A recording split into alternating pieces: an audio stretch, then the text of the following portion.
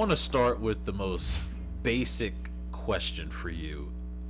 How many times or when do you remember you drawing plays up in your mind? Probably high school. It's When you were kicking Tim Conley's behind? he Hi, would Tim. probably spin it the other way, but he when my dad was coaching, we had like a little film room set up in the house, and he would go downstairs and bury himself in that film room. And you don't always have time to spend with your family, so I'm like, I'll pop in, and he would zip through the film with such ease, and I'm having a hard time. You watch it as a fan, and it takes some time for it to slow down.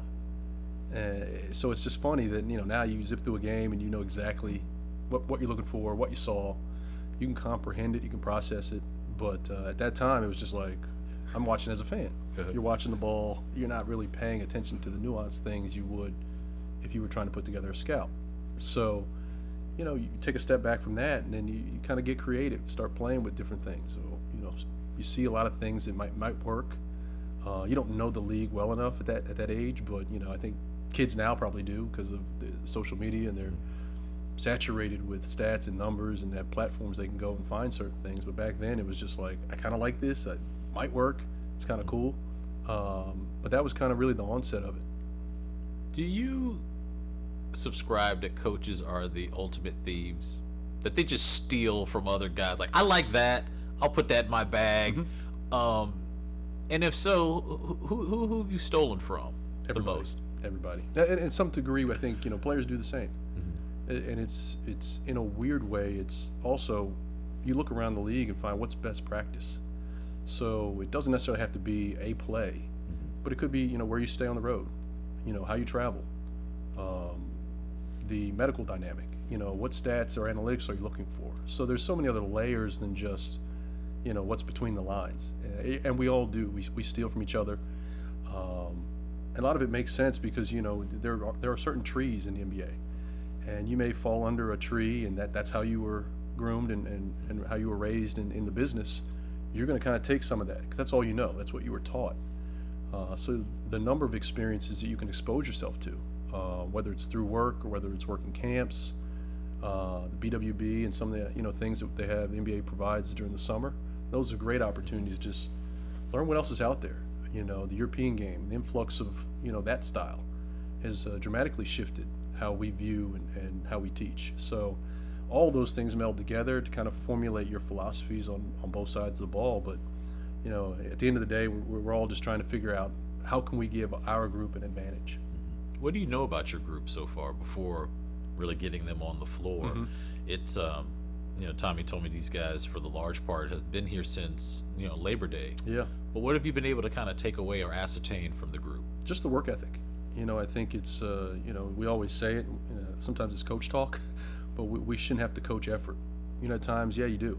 You have to demand more. You got to hold guys accountable, and you sometimes you have to pull blood out of a stone. But just right now, and we're still on their time, and they're on our time tomorrow. So the fact that they're willing to put in the time now, not only to get to know us as a staff, kind of understand some of our expectations, our internal expectations, but also getting a feel, synergy for each other on the floor. I mean, that can't happen soon enough. Preseasons have gotten shorter in length, I think, as we've progressed. So how do we get, that dynamic out of the way so when we get to teaching, we can kind of hit the ground running? What are your non-negotiables that media and fans can see right away to know that your standard is ABC? I think the biggest thing is the character dynamic, because it reveals itself eventually. You can't fake it for so long, and that, in my opinion, is all encompassing. If you're right as far as the character, you're going to play the right way. You're going to do the right thing. You're going to make decisions based on the right thing. Everyone at some point in this league, it's a business. It's a business from the organizational standpoint.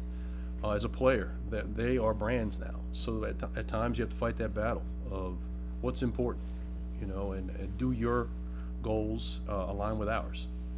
I remember a coach saying a long time ago, two things: they're ours until they're not, and are they better than their problems? And it's kind of a two-pronged way of looking at things. If they don't check those two boxes, it's time for them to go. Yeah, you're dealing with a group that there are a lot of names, and I get asked like, "What do you think of the Wizards this season?" And I'm like, "This is my 15th season. This is the first time where I can honestly say, I don't know." You're right. Wes is a new coach. I think I know just from your track record. There's 7 new players that are new to the team that made it to the playoffs a year ago. Russ is gone. Brad is back. I know that because that's year 10 of seeing him just elevate every year. But I don't know. Is that the hardest part of this right now for you and your staff? Is just the unknown? Of course. I mean, we're all learning each other. It's not like I'm coming, with a staff that's been intact as well. So everything I'm teaching the players, it's not necessarily new in concept. It might be new in verbiage. So we're kind of learning each other, and we're stealing from each other as far as, well, how do we want to proceed? When do we implement? What are our checklist items that we need to make sure we've got under our belt before October 5th in our first preseason game? That's going to look different than October 19th, and you hope that progression continues. So now in April, we're exactly where we thought we would be. So it's that alignment with the staff. It's the synergy on the floor with the players, but also that communicative dynamic between them and us. And all those things have to happen quickly. It's going to take some time. There might be some bumps, but I think the buy-in is there, and guys are on the same page. This is the kind of the third season that this league has dealt with COVID, and there are many things that have to work to get players on the court and compete. From your experience when you're in Denver and kind of like now, like, what was it like when it first happened to like where it is now in terms of just getting a group together just to play the game? Well, to be honest, I think we've all have our stories of like, you knew where you were when you first found out. We were in the middle of the third quarter playing in Dallas, and the trainer who I sat right next to leans over, is like, they're suspending the season. And I'm like right now, like this game included, or like what are we doing? And then trying to figure out the logistics of the travel. Do we stay here? Do we have to test? Do we fly home? And the biggest hurdle was no one knew. There was no protocol. All this was new to obviously the teams, the medical staff, but also the league. So there wasn't a handbook they could turn to and say, all right, in these type situations, we do A, B, and C. So to see how all that kind of, that process had to unfurl to now, where at least there's some protocol. And it's ever changing, because I think the dynamic of the disease has shifted, but at least there's something in place to go through those growing pains and have to, go through the bubble. And all those different dynamics were unique for us all, because it's just never been done. You have to give the league a lot of credit for, having the wherewithal to map out every single thing. It had to be a logistic nightmare. But we did it, and we got through it, and I thought, from a basketball standpoint, it was great for our group in Denver. We had a heck of a run. So, but just to have to go through that, I think puts us in a better situation now. I know you said it, 3 years ago. It's felt like 3 seasons in one. Yes. In all honesty, with the short summers, the quick turnaround. So I do get the mental, emotional, the physical fatigue that goes into starting yet another season. Being mindful of all those things, on top of trying to implement the basketball dynamic. So it's going to be a challenge for sure, but it's something that we're going to have to manage. I think we've got great people to help us navigate some of the off-the-court things, but I think it's also an opportunity for people to go back to what's safe and what's common. That's kind of like their safe zone. Yeah. Where on the floor we can control this. Out there we just have to follow the protocol and do what's best. Try to minimize exposure. But being on the floor is just kind of like coming home. Just sitting here just now, I just remembered I interviewed you during the bubble. That's right. That's right. I was like, had the mask on and all this stuff. It's just amazing, like where we've come from talking about Dad to now you being here. It's just a kind of an easy transition now for me. I know that this is a really important job for you. it's not just your first NBA head coaching job. It's doing it here at home. Do you remember when I asked you what it was going to be like when you were in Denver and you walked into the bowl and kind of looked up? Yeah. Well, now you've got 41 of those dates, and like this is home now. Right. What do you think now it's going to be like, looking up and seeing his name and understanding that, you know, you're carrying on the legacy? Right. Well, I mean, it's, you know, you carry that legacy just because of the name.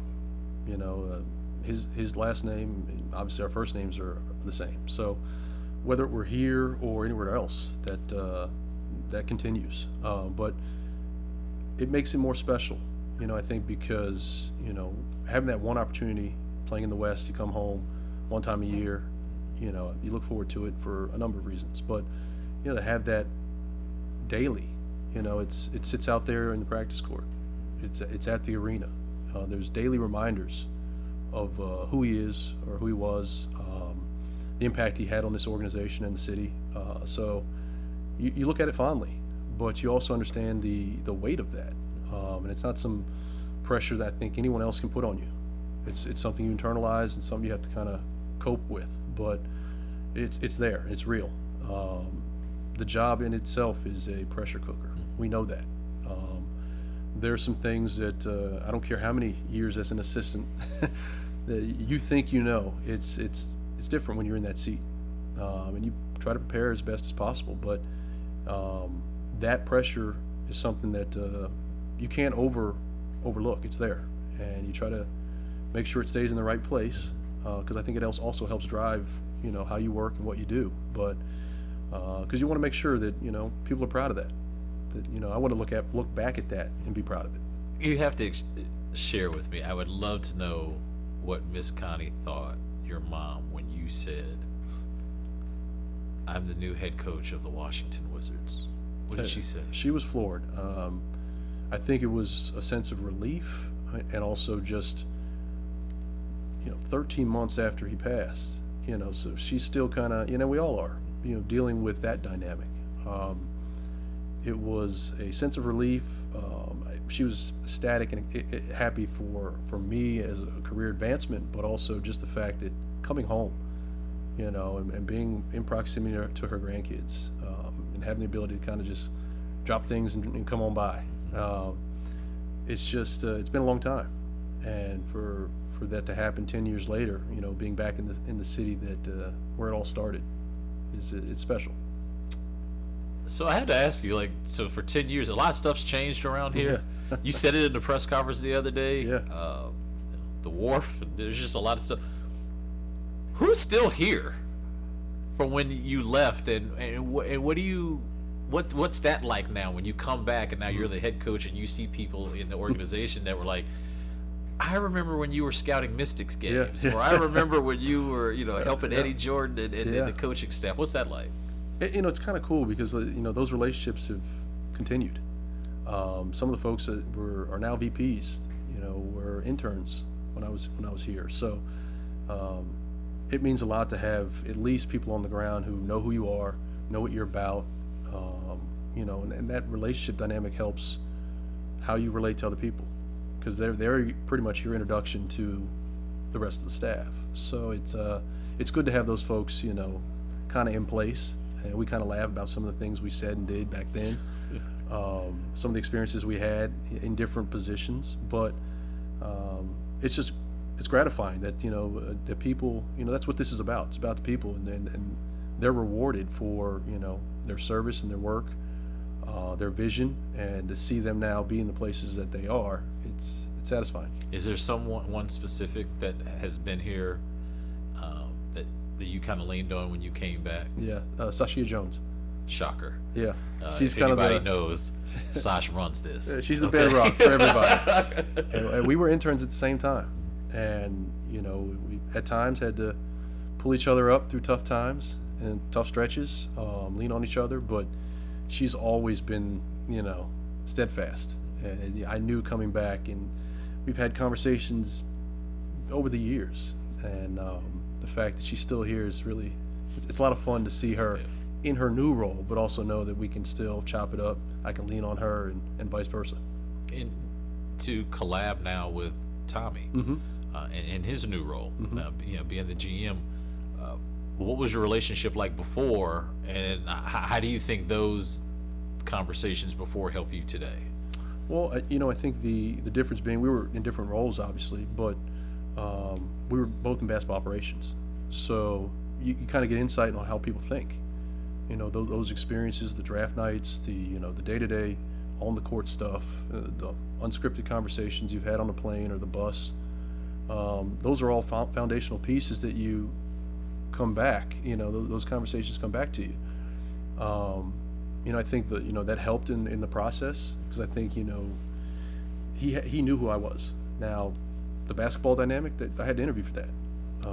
I think I explained to you is this: they interviewed. I think it started with 18 and turned into 26 people, and I found out through a third party that when they started the process, I was not on the leaderboard. So it made me feel much better about going through that 5-week process. That, hey, I must have done something right. So, and it wasn't just the relationship component. It wasn't just the legacy component. There was something there, and I checked those boxes, which helped elevate me to the forefront. Well, it's interesting because if you just listen to people in Denver talked about, there are two things that you can count on with Wes. Was his player development was a huge part of that, and the defensive part of it. What people fail to realize is you've been doing offensive stuff also. True. This team, for as long as I've been here, has never had a problem putting the ball in the hoop. Never. Right. But the defensive side of it is something that has to get better. Yeah. Is that the focus during camp? And what is it specifically? Because you're working with brand new people. This is not last year's team. This is a lot of people coming together trying to be that team that you want. How do you get a defensive mindset here? Well, I mean, the first thing, and it's easy to kind of look back at some of the numbers from last year. I think it's a little disingenuous because it's a different group, to your point. You do, however, want to look at certain areas of, these areas are what they are. Those numbers don't lie. Now, there are a lot of people who are new to this, but we do these 2 or 3 things. We can take that number from this to this. And when you really dive into it, it's not dramatic. They gave up over 118 points a game last season. If you think about being 30th, you want to get to 15th. Cut that number down by 6.5 points. Now all of a sudden you're in the top 15. If you want to get greedy, cut it down by another point. So 7.5 points a game gets you in the top 10 from last year's numbers. That's 1 stop a quarter. So sometimes you feel like, man, we got to climb this mountain, but shorten that scope. And look, if we just get 1 stop a quarter, now all of a sudden we could be a top 10 defensive team. So that's kind of the message that, sometimes things feel insurmountable when you look at just the raw numbers or the rankings. And you don't want to put too much credence on last year because I wasn't here. And I'm not going to cast indictment on what was done, what was said, what was taught, or what wasn't. So it's a clean slate for everybody. The biggest thing is the buy-in, and they have to understand this is a priority for us. To your point, we've had no issue scoring the ball, but if we're really serious about winning sustainably and winning big, we have to commit to the other side. I heard word on the street is you are intrigued by this Daniel Gaffer kid. Yeah. And I told Tommy, I tried to use Tommy's football background when I asked him this. I said, a shot blocker in the NBA is like having a damn good left tackle. And if you can get that for 10 years, you're good, right? Why is shot blocking such a premium in the NBA, and why is it hard to really find it and keep it? Well, it's not just the physical gift. Obviously, guys you have to have the timing, the feel. A lot of guys they're bouncy, but they don't have the discipline. They're taking themselves out of position. That hurts you on the offensive glass. It may put you in rotations unnecessarily. So, but to have that gift and that ability, it's unique. Some people say it's a mindset. I remember my dad said it with rebounding. You treat every shot as a miss. Well, I think really good shot blockers I'm going to try and block every shot that comes down, down the gut. A lot of guys don't want to do that out of fear of being, on a poster or on a highlight reel. I don't think this kid fears that, and it's a unique mindset. But you have to hone it in and make sure there's purpose behind what he's doing. But to have that ability, the energy, the activity, it really anchors your defense. You know, there are going to be mistakes that happen. That's just the game. But to have somebody behind you who can cover up some of those mistakes is huge. This is just an ask. Will he play more than 15 minutes? And will you talk to him about, don't get early foul trouble, big fella. We kind of need you. Right. That was the one thing last year, by his own admission. He Sure. said, listen, the conditioning thing, like, where is he right now with that? He looks great, and I think it's also for a young player, just not knowing the league, understanding tendencies. This team struggled, putting opponents on the free throw line. So is it something schematic? I don't think so. I think it's just more habits. Right. You have bad habits of reaching, bad habits of bailing guys out. So it's a discipline as far as what you're doing, how you're doing it. Then also understanding personnel. If I can take away a strength, does that give me an advantage? So you couple those two things, I think that will cut down in that area. But I think that's something that we all have to be mindful of, that this was a problem. This is an area that we need to work on. A couple more. I'll get you out of here. You were in the Western Conference, so you have scouted these new players, a lot of them that have come over, the Kuz, the Montrez of the world, the KCPs. You scouted them a lot. What do they do well that you scouted that you hope applies here? Because I've always said this about when people get traded somewhere else. We look at what they do at that location, and we're expecting them to do that in this new location, but the circumstances can be completely different. But Right. from your scouting of those three, what do you like about them? Aside from the obvious, they play deep into the playoffs. A couple of those guys have a ring. Sadly, they knocked us out of the Western Conference Finals. So you know them well. I think the shooting will translate. The offensive side will translate. Trez is a dynamic scorer in the post. Those other two guys can fill it up, really stretch the defense. Kyle's done a great job. It's somewhat of a surprise when you think you know a guy, but his ability to play make, gives you another dimension. But the best thing is just aside from their experience, they're coming from one of the best defensive teams in the league, having played that way, with the Lakers. So you look at some of the teams around the league, and we steal once again best practices. You're like, they know what it takes. So to have that, kind of funnel over and infiltrate this young group, I think will help elevate us in that area just by maturation before we even get to, some of the on-court schematics. This is going to be a mindset that these guys bring. So it's three-pronged, but I think it's going to be great for our group. Bradley Beal, on the outside, you already knew this. However you want a bucket, he can get you a bucket. But you said something the other day that I remember about Brad early in his career, and because he's had to be a scorer, people kind of sleep on his defense. I remember there were times in the playoffs, I'll never forget this, we played Atlanta in the second round, and Kyle Korver, as you know, runs all over the court. Bradley averaged 25 points in that series and chased Kyle Korver the entire series. Right. So I know that he can be a dynamic two-way player. How do you get him to still be an efficient offensive player, maybe not have to dial up a lot of minutes, but get that other side of the floor back to where we've seen him play? Yeah, no, I've seen him play, out in LA, and we joked, but I'm like, hey, I see you can do it. I know you can do it. Now you have to make it a priority. Now some of that's incumbent upon us to maybe lessen the load offensively. He averaged close to 36 minutes a game, and went through an 82-game season. It takes its toll. I think our depth will help reduce that. A couple of minutes a night. The aggregate of that is huge. So now maybe it gives him an opportunity to be a better two-way player. Right. Maybe that allows him to be more efficient offensively and be healthier as we get into the postseason. But I think it's just a mindset that this, and I think he's tired of hearing it. Everyone gets labeled, sadly, but perception at times becomes reality. And, teams start going at you. If they think you can't guard, they're going to put you in every action. So how do you shake that? I think you just have to kind of say, you know what, this is a priority for me. It's a priority for this group. And he's always been a lead by example guy. So even if it shaves down some of the numbers, on the offensive side, but the team success is going to jump through the roof. Last question. You're in the car. You're coming to practice.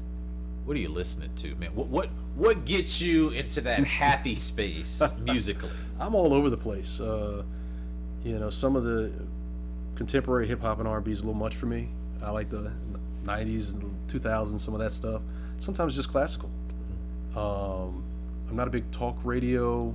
The Comedy Channel sometimes is a good release. And then, of course, with the kids, you got the Kids Bop. So you have to go along with that at times as well. Are you singing along? At times, sadly, There I you am. go.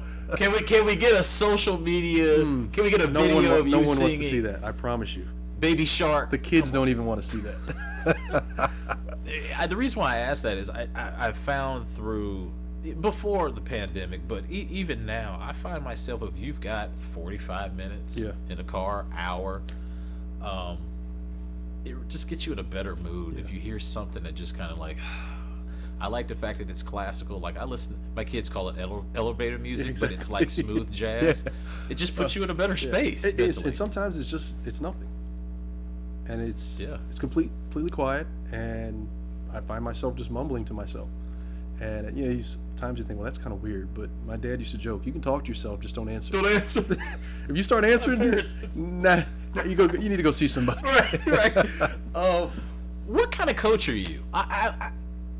I've seen video because Michael Malone has ejected himself in games so Wes could close shows out. I remember in Brooklyn specifically, but he was just doing me a favor. He was getting you ready. That's what it was. That's like what do you like game day and I don't want to say work the officials, but like how do you the game within the game? Right. I think part of it goes back to the relationships.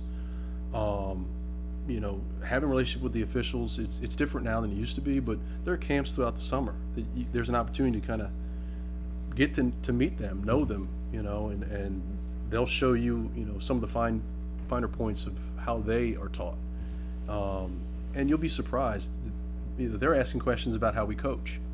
And just to have that dialogue, in a unscripted fashion, I think helps. Now, when you get into the season in those tense moments, I'm not yelling at, hey, ref. I'm approaching them by their name. Right. And we've already had it, at least we've met.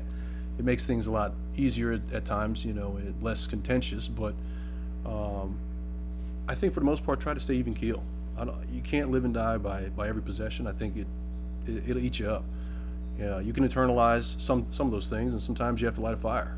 But I think that it carries more weight if you're more even keel. So this experience might change. I might be a different coach next season than I am right now, just to having gone through it. But I don't think it'll change my personality much. Well, the one thing that's going to stink, and we're going to wrap it up, is you guys don't have to wear suits anymore. I wanted to know what the Vegas odds were for Wes Unseld Jr. to take the jacket off. So now you're in a Thank goodness. I was just waiting for it too, like just how Larry Brown used to do it. I had a better chance of popping a button or ripping a seam than I do taking it off. I've said it to you before. I'll say it again, brother. Welcome home. Thank you. We're all fans, man. We want you to go out and win 60 games your first year. Let's make a run. Why not? Why not? Thank you. Thank you so much. All right. Appreciate it, Chris. I just want to see you just